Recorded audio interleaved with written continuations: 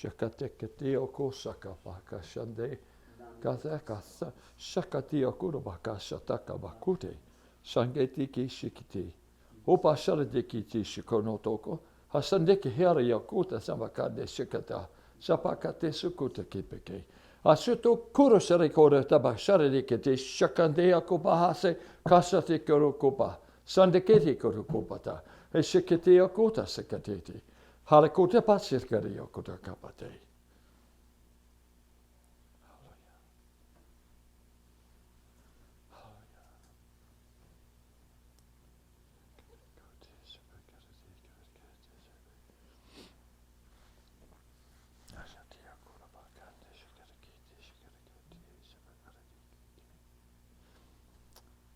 There's a time and a place for everything, saith the Lord.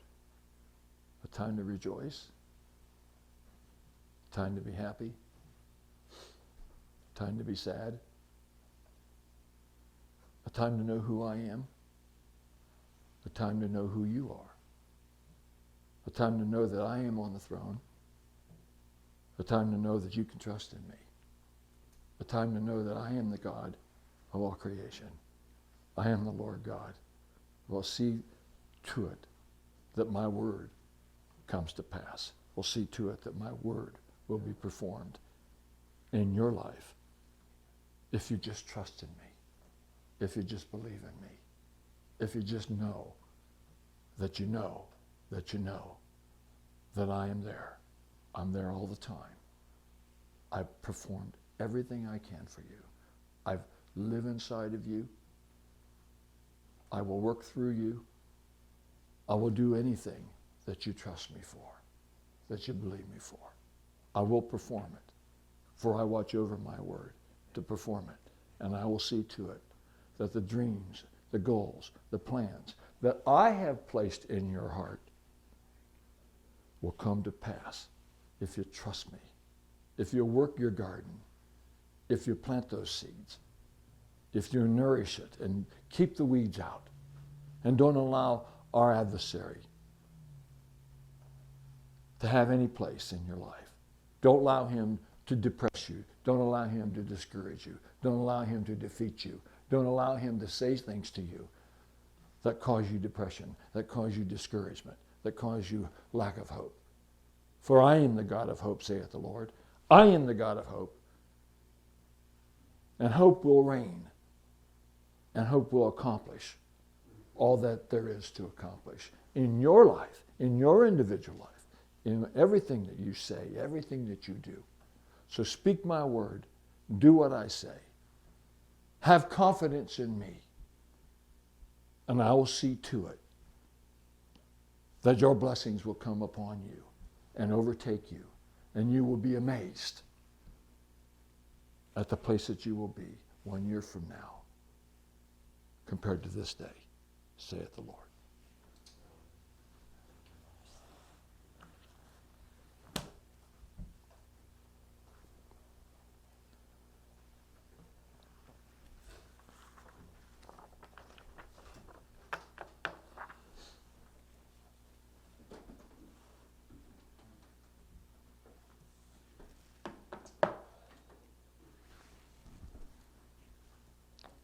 Well, I thank you for your patience.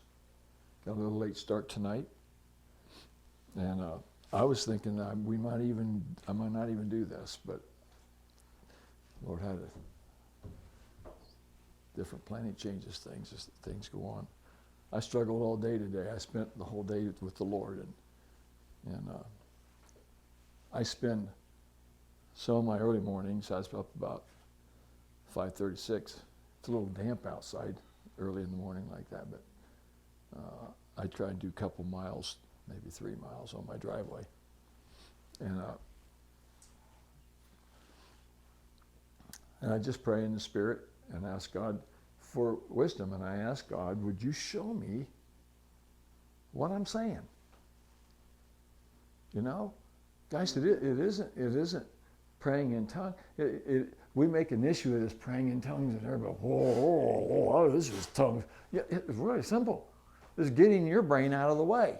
That's all it is. He gave us a way of praying and talking to get our brain out of the way, because your brain is always in the way. Your brain, you get renewed enough and you get your mind renewed enough to the place where you can be more mature in the Lord and the things that you do. Now keep in mind, you're complete in Christ. There's nothing more He's going to do for you. But there's more that you can do for you. Because you can get your mind focused on what you have inside of you.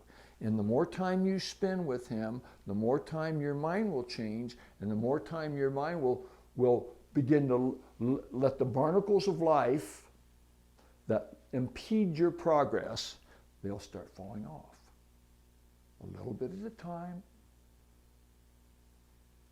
a little section at a time. Every one of you has weaknesses. You got stuff in your life. And God says, I don't want it there. I don't want it there. I can't do with you what I'm trying to get done with you with all the stuff. Because about the time you start going that way, you'll fall off. You know, I just spent time down at Norris Lake. You guys know that. I was gone last week. And I've been wanting to do something that I haven't done for a good many years. And I wanted to take my whole family someplace. And I've never done that. Now, that's not totally true. That's not totally true. I did it in the early years. But you know, that's when they're teenagers. But you know, when they start having marriage and kids and it gets, you know, what do you do with these little babies? And you know, it's just, there's just things in the way. So you're patient. You just say, you know, I'm going to be patient. Well, you know, I'm in my 70s. I'll wait. How long do I need to wait? You know? And I'm thinking, well, if I'm going to live to be 120, I guess I can wait a little while. So, all of a sudden, bam. You know, about the time you get to where you say, you know what, God, it's okay. It is well with my soul. Bam. God steps in and said, now I got you where I want you. I'm going to answer that prayer.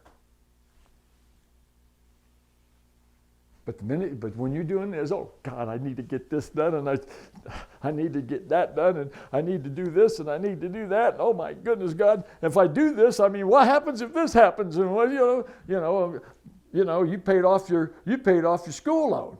That's a step of faith. Because you guys could have been wringing your hands. Oh my gosh, if we take that money, and what are we going to do if we have a hardship? Well, you know what? When you step out in faith like that, and you do it, you know how I did it? I had groceries I had to buy at the end of the month, or maybe a rent check. I only rented for 10 months of my marriage. But I'd take that money and I'd get rid of all of it. And it'd be like the 20th of the month. And they'll would come and say, well, how are you going to pay your rent, big boy?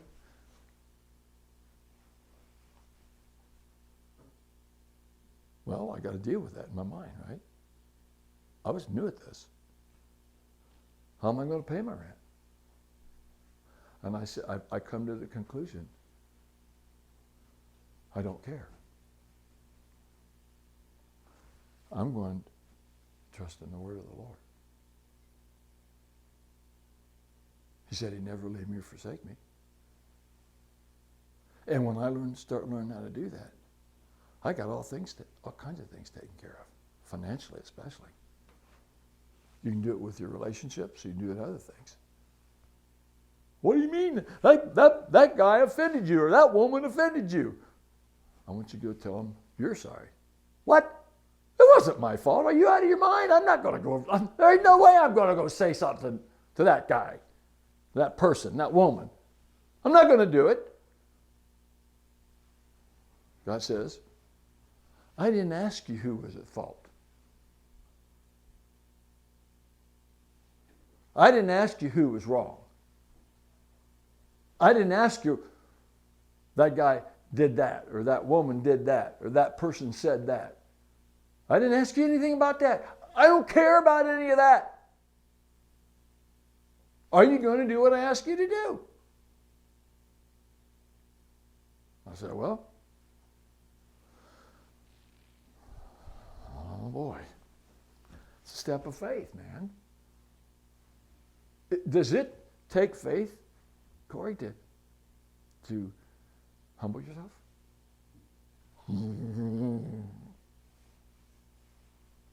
Hunter? Does it take faith to humble yourself?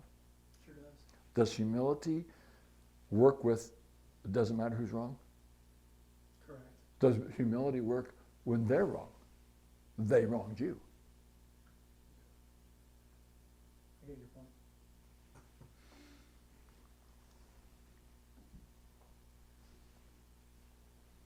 Do you want God's best? Do you want to have God's best? Then you've got to do some things that your flesh is going to scream at you about. And you've got to do some things that the devil is going to condemn you, and he's going to say things to you that make a lot of sense, and you don't want to go there. Okay? You do not want to go there. Because what he says is the way you've always been. That's what he deals with. You just keep bringing up the past.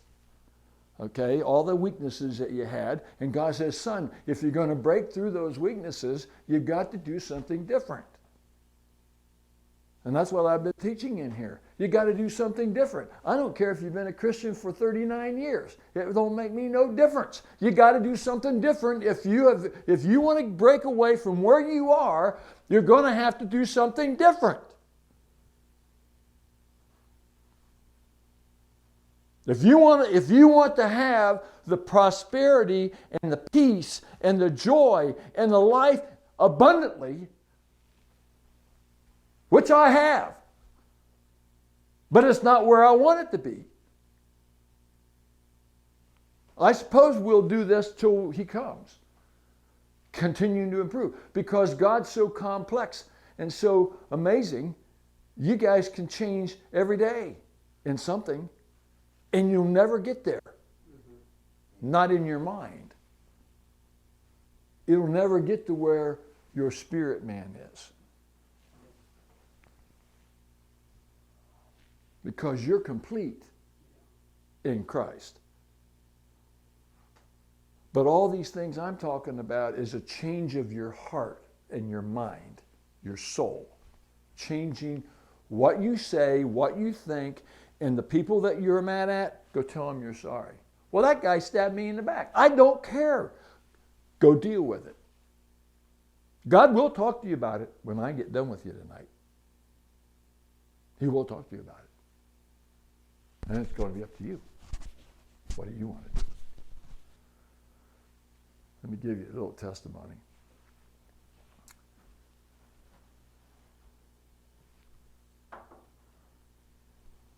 I had a man,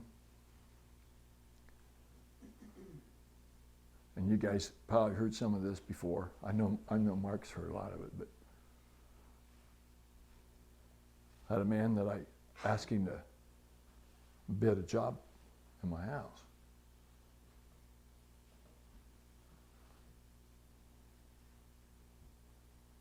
What was the quote? I said, I want you to do this, put these countertops on, change this thing. And I'd just taken down 55 ash trees in my woods, did it myself. Got 99 logs, did it all myself. Not a help from anybody. Because God said, just go out and get it done. I said, okay. So I did it. I'd never cut a tree down in my life.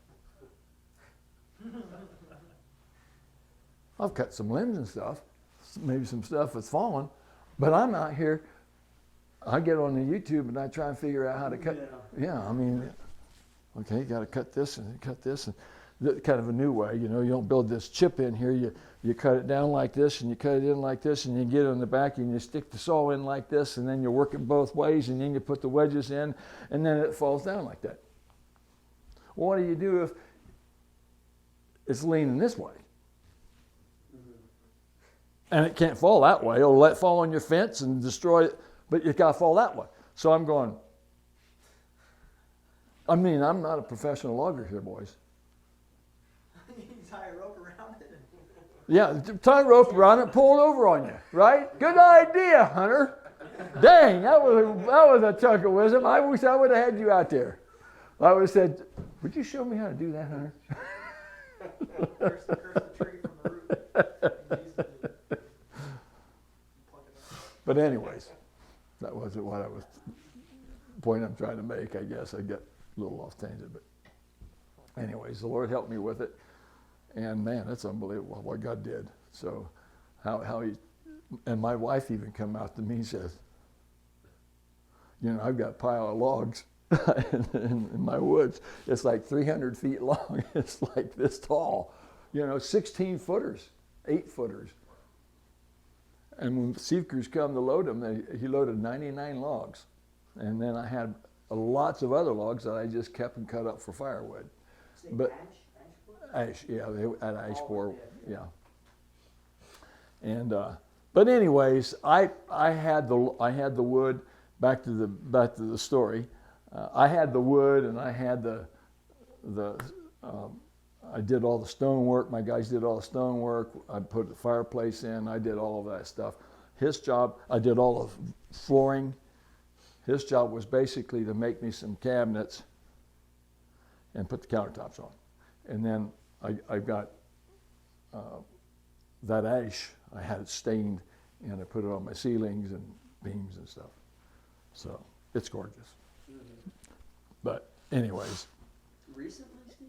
Yeah, about all those years ago? 2.5 years ago. Okay, right, so new. Yeah. I wanted to finish an area of my lower level there. Okay. And it had been drywall, but it wasn't finished like this. Mm-hmm. Okay.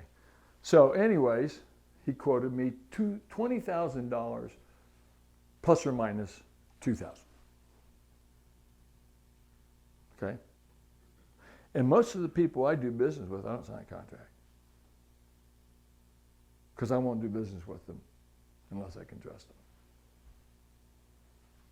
So I don't. And an old timer taught me that years ago when he and I started doing business together, and we would do things on a handshake, man. I can't even explain to you some of the things I did on a handshake. But I said, that'll work, let's get started. So I had some of that lumber delivered over to the cabinet shop, and some of it was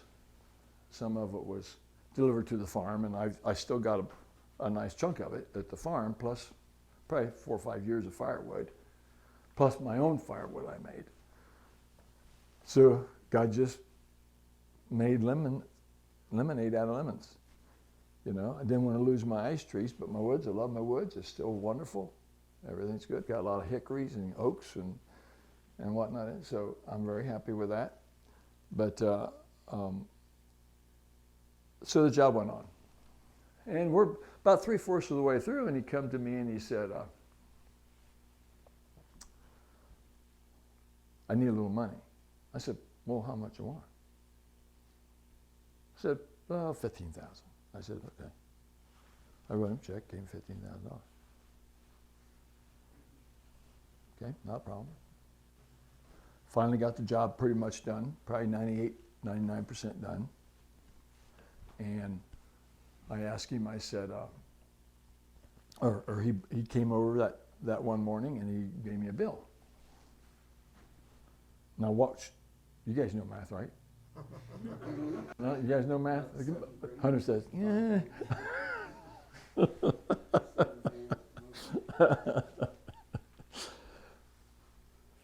$27,500. I said, well, I'm thinking, well, that's $7,000 over with the quote. But he said plus or minus 2. Well, okay, well, we'll talk about the balance. I said, well, that I subtract off the 15, right? He said, oh no, that's in addition to the 15. And I said, man.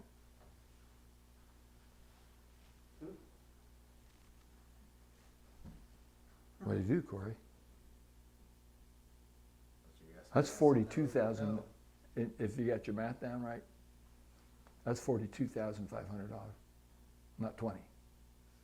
20 over. 22, Plus 5. or minus 2. Over, yeah, what's the matter? Plus or So, minus. yeah. What do you do? And I felt really bad. This was not a good situation. And I've known this man most of my adult life. So what do? Do you want to just turn over $22,000? Did he explain? Do you think maybe you have something else to do with your 22? You don't have to put it on this because it's appropriated at 20, plus or minus 2. I'd find a lot of other things to buy with $22,000. Can you? Yeah, I do.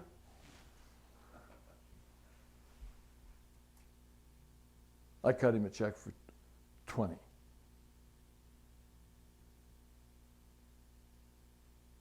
I wasn't comfortable about it. So now he's got 35, Yeah. not 20.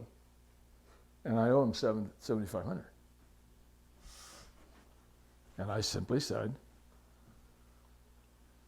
you show me what expenses we had here, and I'm not saying I'm wrong, but show me what you did over and above what I asked you to do, and let me know what that price is. So, and then I'll do the final $7,500. And he said, well, people just take advantage of me all the time, and he said, I just trust the Lord. I'm just trusting the Lord, and and if you don't want to pay me, that's okay.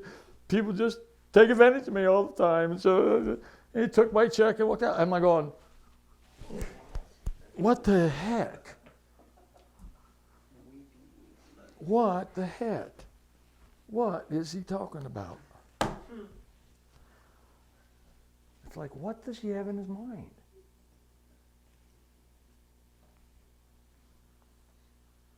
So I waited for him to do that. And, weeks turned to months.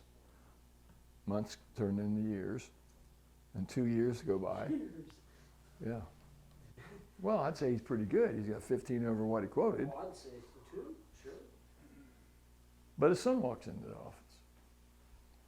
And his son said, I can't do things for you anymore, sir.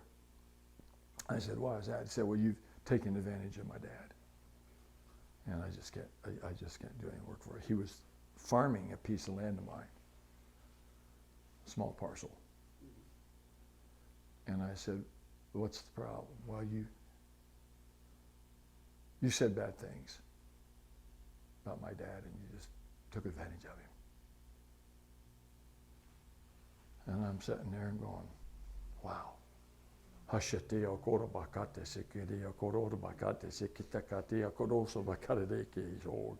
I'm asking for wisdom. What do I do? I said, Lord, I don't do anything unless I hear from your word. And he's sitting there and I'm sitting here. I'm not hearing nothing. And all of a sudden, if a man wants your pants, give him your shirt. If a man wants you to go a mile, go with him too.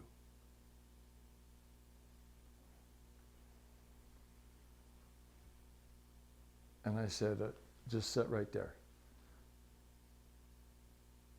I went and got my checkbook. I wrote the $7,500 and I gave it to him. See, it doesn't matter if he's wrong. What matters is I listen to the Lord. I listen to the Father because I'm not depending on them to pay me. I'm not depending on them to do the deal, to fix it, to make it right. I'm not depending on that because it's in my power to fix this thing. If I do what God says, I'm fixing it. It doesn't matter what you think. I don't care. It doesn't matter what you think. It matters what did the Lord say to you? And can you trust him with what he says to you? And in turn, then, can he trust you?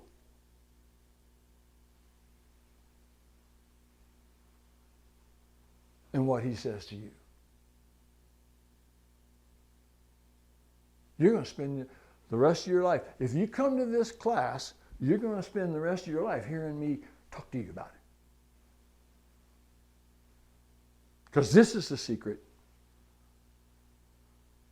to making the church work.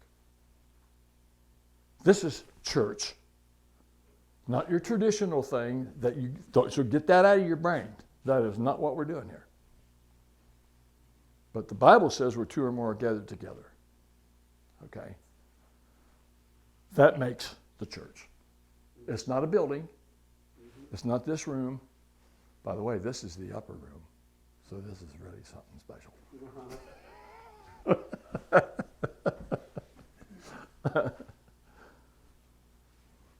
It's doing what the Father tells you. Because if you want his best, even though it looks like you're losing or kind of like not going the right way at the moment, if you want his best, you will do what he says. You can't, for example, in the world of forgiveness, if he says, all your sins are forgiven yesterday, today, and forever, and you can't get that in your head, you're never going to have his best. You know why? Because the minute you start trying to do something that's going to create a blessing for you, the devil will come and condemn you. He'll stop you. And he stops you because he reminds you that you ain't got it together. He'll tell you you ain't got it right. See, I don't want to have any question about that business deal. So guess what? I know. The devil can't come to me and condemn me for that. He can't come and say, well, you scumbag, low-life piece of crap. You still owe that guy money. The devil can't come and tell me that. Because I did everything heartily as unto the Lord, not unto man. I didn't do that for him. You got it? Right. Yep. You do everything heartily as unto the Lord and not unto man. You do what you do because of him. Now, a man should receive the benefit. Be like giving. You got somebody, God tells you to give some money. And I tell you, this happens all the time. And you look at it and you say, well, I can't afford to do that. That's just my flesh. You just missed God's blessing. He had something he wanted to deal with you on. And you just walked away from it.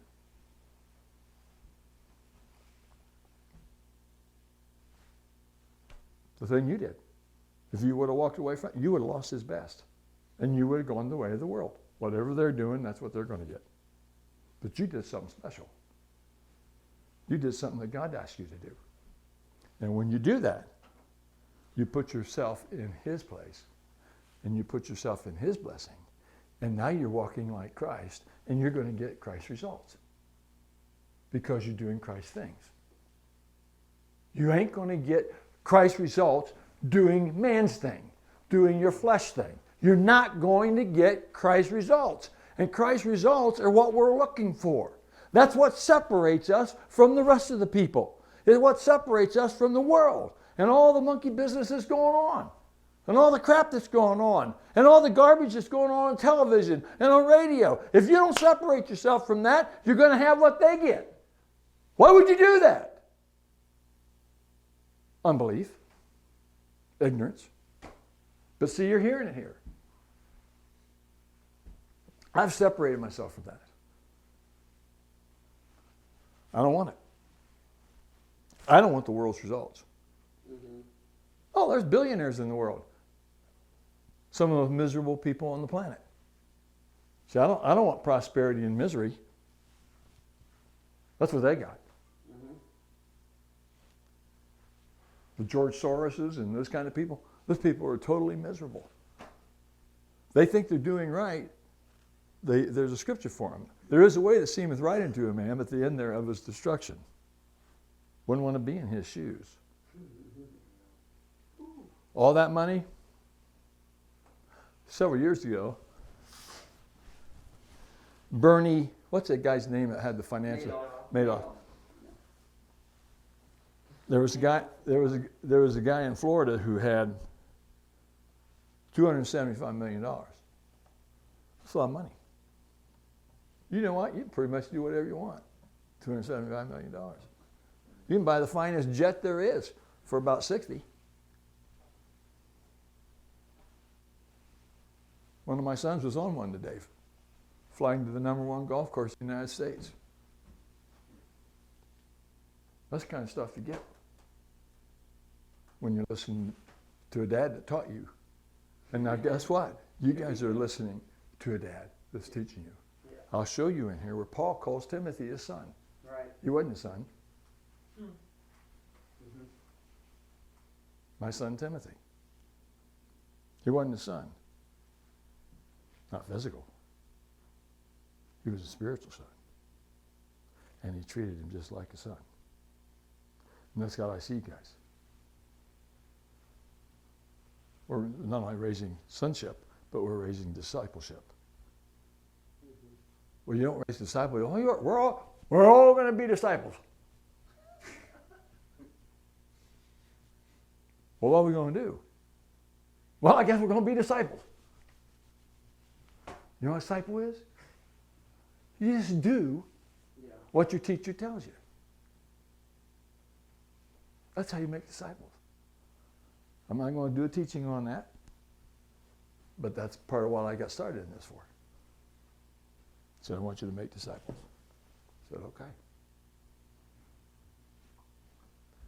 So the issue is, a disciple is a follower of Christ. I'm not teaching you Steve Doyle philosophy. I'm teaching you the Word of God.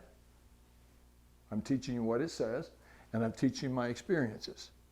This is how I did it. This is what it says, and this is how I did it. This is my example. This is why I believe it. I tried it. I tested it. I proved it. It's like a good sword in a battle. You had it in your hand, and you learn how to swing it. You know, when I was a kid, framing, I had a hammer. It was about that long, 20 ounce. It was 22 ounce. It was a, let's see, wooden handle made by plum. Had a straight claw and a large head on the thing. And I put duct tape and I wrapped it around the end of the handle. And I could hold the hammer in these two fingers like this. I mean, I had it choked up all the way I could. And I remember one time, I was on a job with my grandfather. And my grandfather was 78 years old at this time, still working on the job. And there's a wall over there that needed to be framed. There's a wall over here that needed to be framed. And these guys, two of them, had a nail gun, and I was by myself on this side.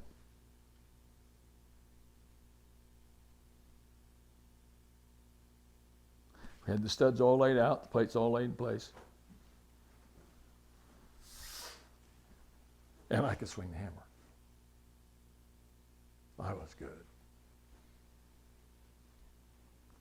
I'd stand over and go, bam, bam, bam. I'd drive the spike in one swing. You guys ever do that? No. One swing. One swing. Start, wham, start, wham, start, wham.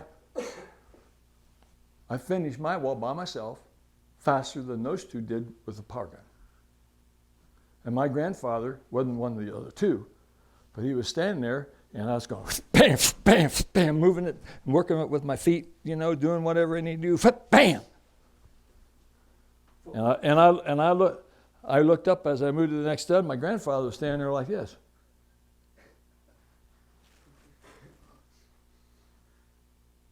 I said, "What's wrong, Grandpa?" He'd carpentered, 78. He'd been carpentering since he was 19. He said, "I've never seen anything like that before." I said, "Why?" "Oh, I've never seen anybody drive a spike in one swing and build a wall like you did." I said, "Well, this is just what I do, Grandpa." And I took that hammer, and I had a guy one time say, "Here, try my hammer."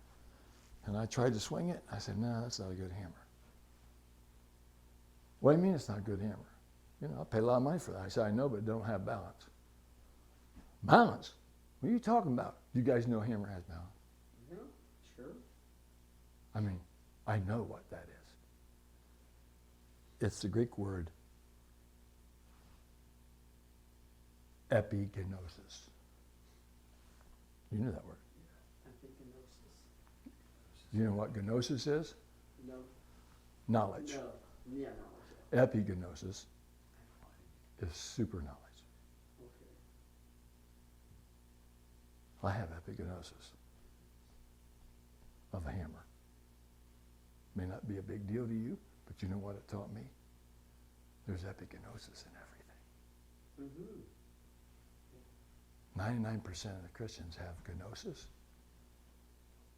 I find in my conversations, very few have epigenosis. As a salesman, it's that thing that you've learned, that you know how to make that deal. And you know when you walk into that office, you're probably going to get rejected, but you're going to treat those people exactly like this, and exactly like this, and exactly like this. And you know when you walk out, you're going to get a phone call because you've learned how to do that. Epigenosis. I'm teaching you guys epigenosis because you ain't going to get this anywhere else.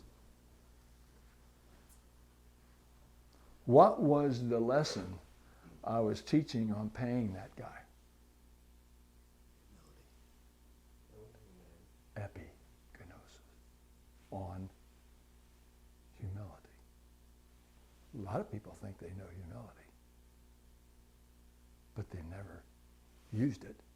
Therefore, they don't know. They just know here, not in here. Epigenosis is what's in here. Gnosis is what's up here. And that's why America is in an absolute disaster right now, because everybody is talking about gnosis. College education. We got to get college educated, and we got to give these people things, and we got to give these people things, and we got to just bow down to these people, and we got to let these people just go do whatever they want to go. All they have is gnosis. They don't know how to be a mayor with epigenosis. They're a mayor with gnosis. They don't know nothing. They just have education. They don't know how it works. They just say, "Hey, it's just a hammer." Well, I know that it's not. I know that's a hammer. That's what you label it. But I have an insight into that thing. It's called epigenosis. Mm-hmm. I can take it in the right one with balance, and I can work that hammer all day and not be tired. And drive a spike in one swing. What do you think of that? Epigenosis. Super. That's what I'm teaching here. I don't want you guys to come here and just know what everybody else is saying. Just know what the church has talked about for 35,000 years. What's the point of that? It never got anybody anywhere. Never will. It's just education. Dr. So-and-so and Dr. Yin-Yang and Dr. Zippity-Doo-Dah. Well, what is that? Well, it's like, I got this thing after my name, and I'm really something. I've really arrived. PhD. Yeah. Health, high Piled higher. Pile high. Yeah, good, John. Mm-hmm. I was talking, I got a brother who has a doctor's degree, and we were sitting on the front porch one day. I said, brother, I said, I have a real problem with education. I have a real problem with all this monkey business. And I remember my dad, when I was a kid, we went to the little Christian Union church over there in Delphus. I mean, that church is deader than a doornail. And it still is. And my dad's saying, man, we just need an educated man to come here and he'll really get this straightened out. And I'm going, man, I don't know, Dad. That don't make sense to me. I mean, I was like 16. Said, man, that don't make any sense to me. But I didn't know nothing. But it just didn't make sense to me. It just seemed like, how's that work? Educated how? With what? What is this tool?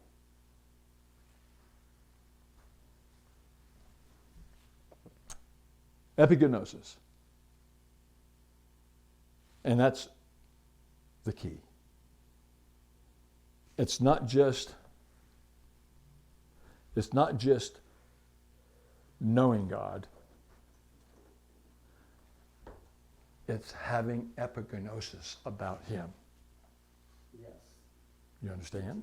Yes. The Scripture says, even the devil knows. Yeah. The demons. The demons know. So if you really, you know how you get epigenosis?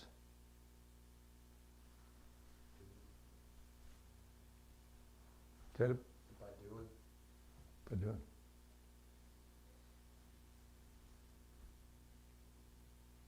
You put it to practice. So why did I pay that $7,500? I'd never gone through that before. Well, maybe something small. But I'm already $15,000 over. What do you think that did to my brain? So what do you do with your brain? You hit the off switch. And you turn your heart switch on. Okay. Yeah. Now, God, my brain's off and my heart's on, and it's probably going to be something that makes zero sense. So I'm waiting to hear from you.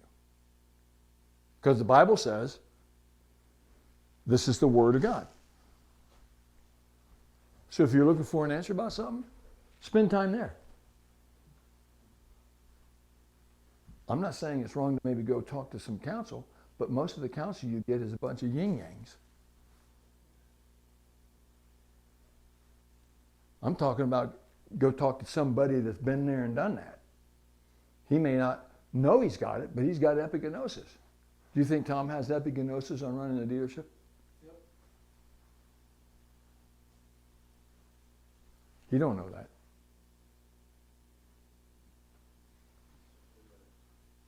He's just doing it, yeah. He's just doing it Yeah.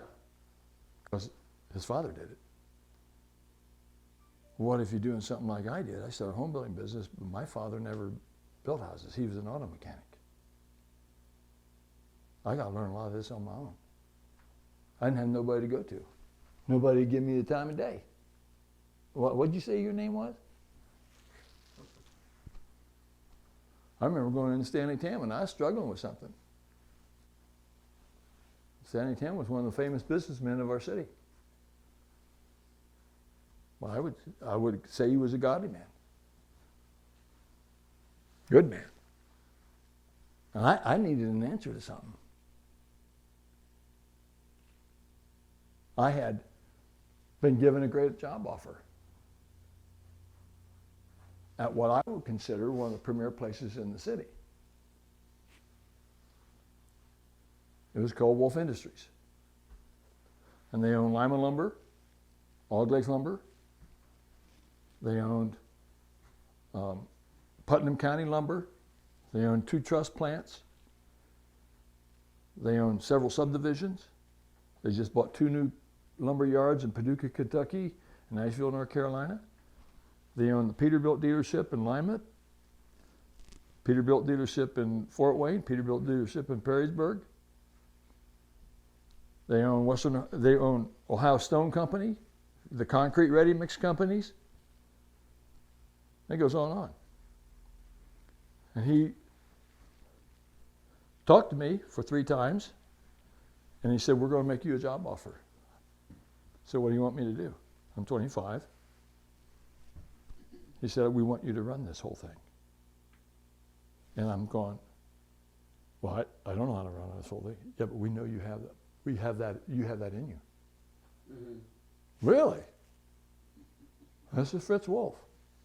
45 years old, graduate of Yale Business School. His father was Fritz Wolf, or C.V. Wolf. He started all of it. Fritz had been home now for a while. He's 45. Moved his family to Perrysburg because Lima wasn't good enough.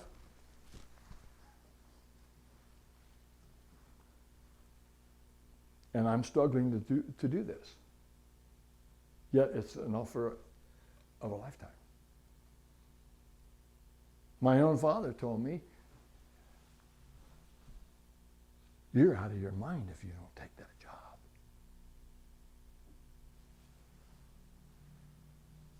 And my dad's a good man. Mm-hmm. He loved me.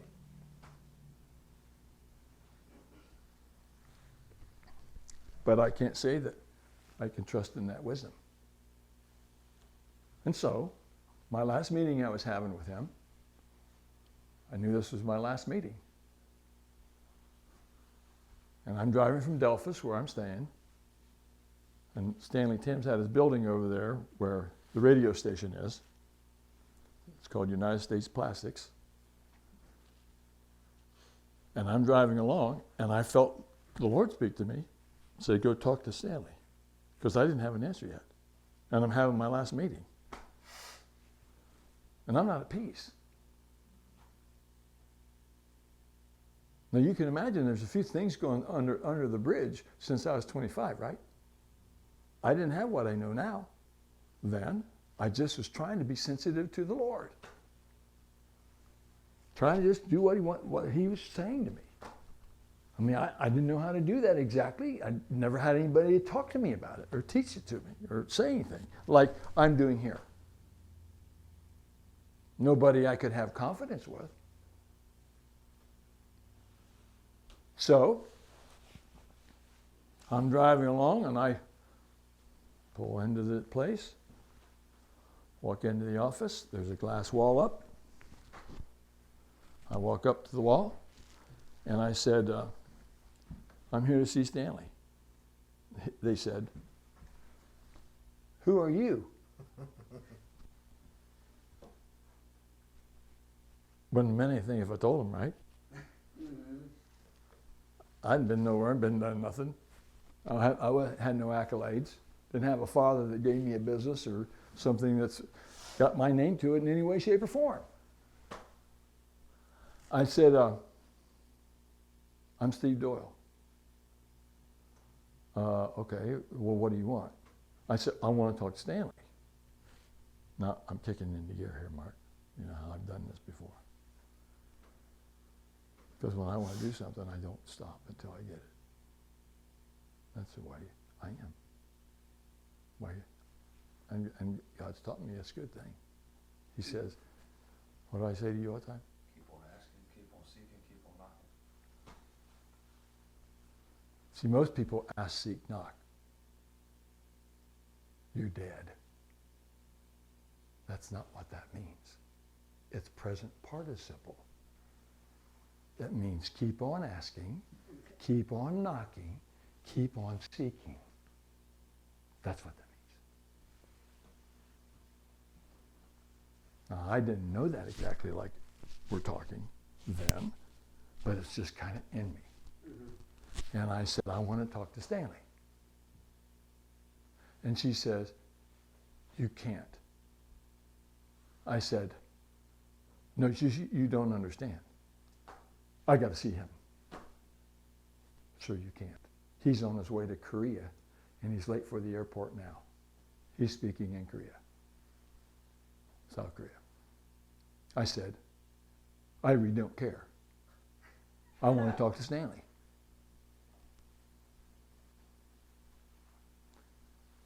I was on her like stink on a dog. Because I didn't care who he was. I just didn't care. I felt I was on a mission for God. Because this means my life. And I'm trying to get God more involved with whatever I do, trying to make him Lord. And I said, I want to see Stanley Tam, and I want to see him now. That's pretty bold from nobody talking to a real somebody.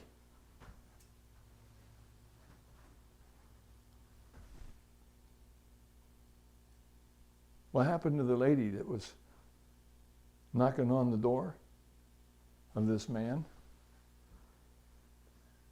And she wanted bread for the family. Go away! Go away!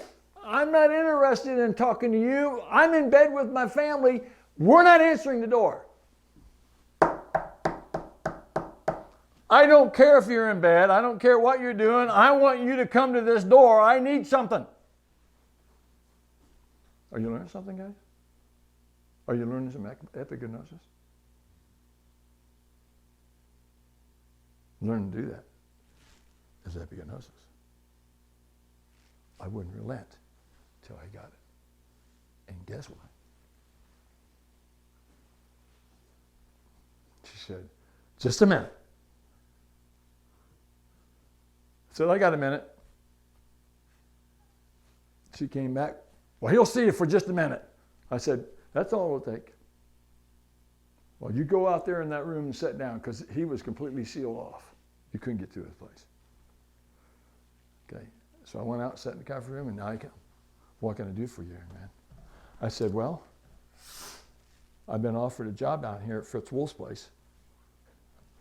And because Lima Lumber is only half a block almost, maybe whatever that is, from WJYM down to the Lima Lumber. Lima Lumber, he had his offices in the second floor of what Lima Lumber is now. That's all vacant now, but that's where he had his offices at the time. And I said, and I can't get I can't get an answer, because it's like a job of a lifetime. Because they told me they're going to have Bill Merritt, who was president, who was going to be looking into retirement in maybe 5 or 8 years. And he also owned Southside Savings and Loan. You guys remember that, on Market Street. So Bill was what a great person to learn from, right? Mm-hmm. But none of these people were godly people. Matter of fact, I just heard Fritz died in Perrysburg this weekend. He's 95 years old. He just died. But I said, I don't know. I don't know how in the world I can make this decision with what I know. I don't know what I know. I just don't know how to make this decision. And he looked at me, real simple. He said, you go to the meeting and you have your answer in that meeting. Bye. He said, I got to go. I said, okay, thanks. That's it. About a minute and a half. So I had confidence in him because he has a track record. So that's what I'm trying to portray to you guys. So I went to the meeting, sat down in front of him, said, I know you're struggling a little bit to make a decision. We really want you here. But he said, I see you've been to Moody Bible Institute. He said, maybe I could help you with your decision.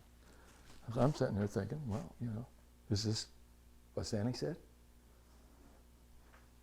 He said, I see you've been to Moody Bible Institute. And he said, I want to tell you this. I said, okay.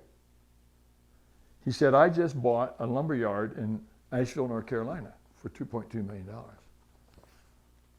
Now, this is 1975. I said, okay. He said, you know how I did it? Well, I have no idea. I mean, did you use cash or? Oh, no, he said, I did it over cocktails. I said, cocktails? What do you mean? He said, well, I have friends in Toledo Trust, which was the biggest bank in Northwest Ohio at the time. It was huge. And I said, okay. He said, well, we were up there at a party and was having cocktails with the president and the vice president and all the guys. And we were friends, and we just had a lot of camaraderie and did all kinds of good things. And I always get what I want because I have that relationship. You just do it because you're friends. Mm-hmm. Isn't that interesting? A lot of the business goes on in this country that way. Absolutely. We're just friends. I said, oh, okay. I said, so what's the point? And, you know, that's what I'm saying now. I don't know what my words were. I wasn't being unkind or anything. So I was like, okay, where do I go from here? You know? And he said, well, here's the point. He said, I see you're moody. You're probably going to have a problem drinking. And he said, and I don't want my drinkers uncomfortable with you. So you're going to have to live that lifestyle. And I said, I don't know that I'm against drinking, and I'm not. I'll never condemn anybody for drinking. I'll get on your case about being drunk, but not about drinking. But see, I heard what he said, but I had to have epignosis to know what he said. Mm-hmm. You got it? Yep. And so my knowledge was, and I was right. I can prove it to you in the Word.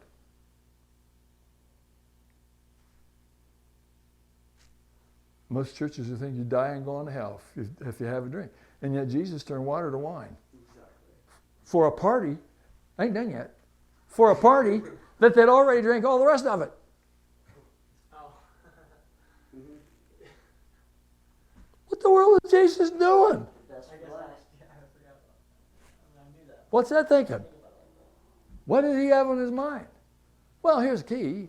If you can't handle it, don't do it. But that's true of everything. If you can't handle food, you need to quit eating so much. Quit. It's the same thing. It's just as much of a sin as drunkenness. It's called surfeiting. It's overeating. Just like drunkenness. I'll let you guys study that. But it's surfeiting. That's the Greek. That's the King James. And so I struggled with that a little bit. And I thought, you know what? I'm good with that.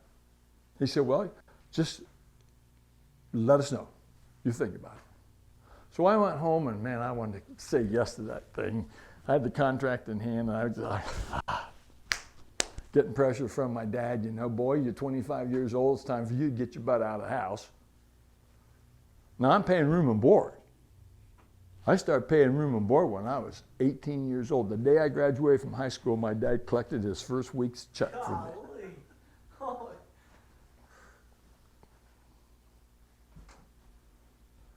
Yeah. Yeah, I mean, there's friends of mine that think my dad left me millions of dollars. You couldn't have what you got if you didn't have somebody giving you something. That's what some people told my brother Mike at a reunion in Delphus. Your brother's got yada, yada, yada, yada. Your dad must have left him a lot of money. Mike said, no. He didn't have any. He earned it all. Well, that's not possible. He couldn't have all those stuff. Can't help him. All things are Let the ignorant be ignorant. possible. Yeah. But I struggled and I struggled and I struggled. And I said, okay. Lord, I think I know in my heart what you were saying to me. You were giving me the indication. That was the answer Stanley talked about. Yep. I have my answer. Because I'm not going to allow this man, this multi-millionaire to tell me that I've got to go do something at some party for him. That ain't going to happen. Not in this life. I knew I had my answer. And probably the hardest thing I've ever done in my life up to that time was to sign, I reject this offer. And I'm choosing to do something else. No, I didn't even have something else to do. Yeah. That's the powerful thing. I had to let it go before I could gain. I had to let it go. And when I did, within a couple of months, my first job opportunity came along. But I took that over and I handed it in. And like I say, that was probably the hardest thing I've ever done. But sometimes you got to let it go. What did I do when I gave that $7,500? Let it go. I had to let it go. What was I letting go? The money? What was I letting go? Pride. But it was humility. I mean. Yeah. I was letting go my opinion about the situation. Mm-hmm. Yeah. I was letting it go. Just let it go.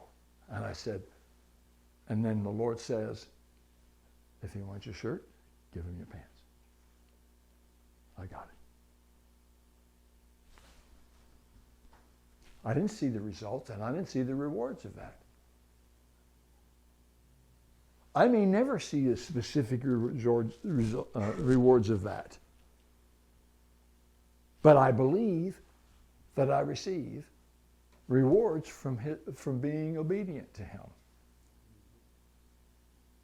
Because it says so in the Word. So I didn't have to worry about, well, give me something real specific, God, to let me know that what I did was right. I've never questioned that. I just know that I epigenosis, it was right. And I let it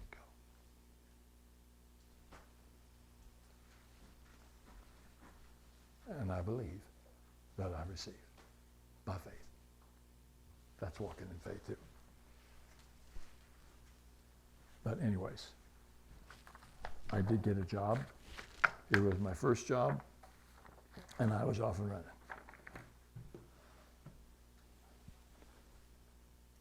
God wants us to trust him. He knows more about your life and what you need than you could ever know. Because he sees it all. He knows where he wants you to be. He knows where he wants you to end up. And you can't get there if you're figuring it out. You cannot get there. I am living proof of that. I didn't have a nickel. All I had was several $1,000s of school debt. I didn't have a vehicle. I had no assets. I had nothing. So I didn't have anything logical, material, intellectual to offer anybody or anything or any situation. Didn't even know how this is all going to play out. I didn't have any idea what I was going to do. I just know this is an amazing opportunity. And when I made that decision, I didn't tell you the rest of the story. My dad came to me and said, it's time for you to go. Well, that's really encouraging. You got to get out. Now, we weren't at enmity, no struggle. He was just seeing a 25-year-old son, and he just saw him turn down this great job. And he said, and he in his mind can't figure this out because he's not doing what I'm doing. He was a Christian man, went to church every Sunday. Grew up in the church, went to church every Sunday. Wednesday night, I remember being in prayer meeting. They call it prayer meeting, Wednesday nights. But he wasn't there. didn't have him to call on. And I'm trying to follow the Lord, and I'm thinking I must be an idiot. In the natural, that's the only thing you can conclude. But I knew that God was in control of my life and in that situation. And I had to let it go. And guess what? Once again, what was God doing? He's building epigenosis in me. Because you know how many times I've had to do that? Many, many times. Doing a land deal or doing this deal or doing that deal. It makes 0 sense, but he says, I want you to do it. I said, okay. Epigenosis. I learned it back then, and I really gave something up. And he's helped me with that all the way through the process.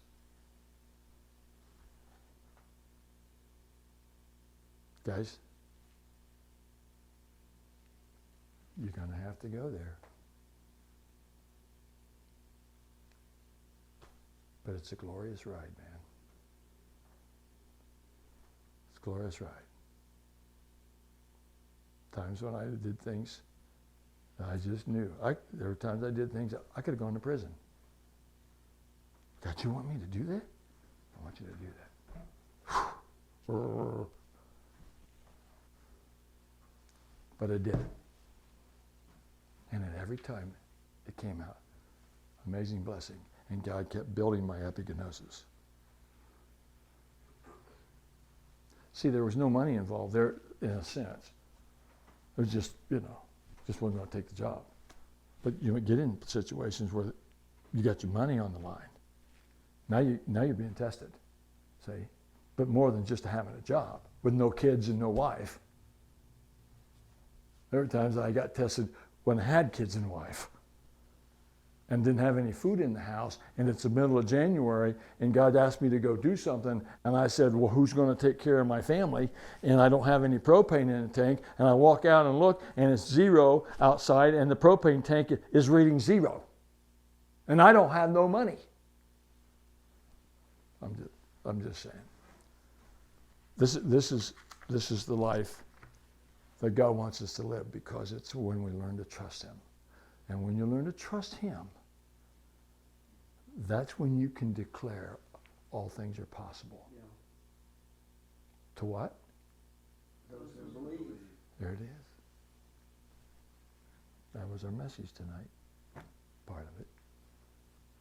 Believing. What is believe? You heard it all your life. You've listened to it in the church. Oh my gosh. Do you think there's a lot of men in the church, leaders in the church, that know what the epigenosis of believe is? They have an intellect. I believe they're born again. But to use it and to take a benefit of it, they're camped on the wrong side of the Jordan River. They're not camped on the side that you can go take your blessing. They're camped on the side that you can't get across the river. They're believers. That's my job. That's my job. Father, I praise you and thank you for this word tonight. I had no idea what you want me to say tonight. I had no peace about all this preparation. And now I know. And I thank you for it.